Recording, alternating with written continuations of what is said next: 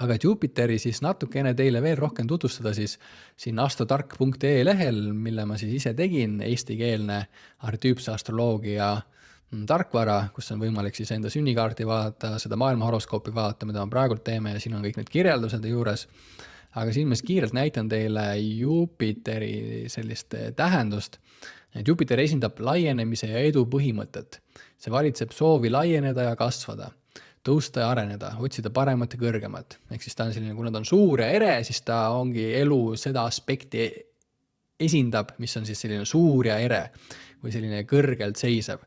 Olgu see siis, no siin ma loen neid ette natuke. Samuti valitseb soovi kogeda elu, edu, au, küllust, rõõmu ja õnne ning on seotud suure meelsuse, vabaduse, uhkuse ja optimismi võimega. Ehk traditsionaalses mõttes ka Jupiter oli selline väga-väga positiivne tegelane.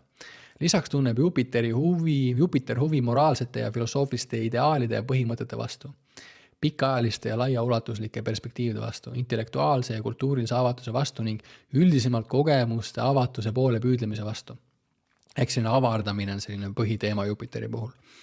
Ja siis ütleme niiviisi, ühiskonnas on ka siis Jupiter seotud kõik sellise kõrgkultuur, kõrgharidus, võim, ülemvõim, need inimesed, kes juhivad meid, kõrged juhid, sellised presidendid või kõrgetel positsioonidel asuvad inimesed, et need on siis tihti Jupiteriga seotud, ja siis ta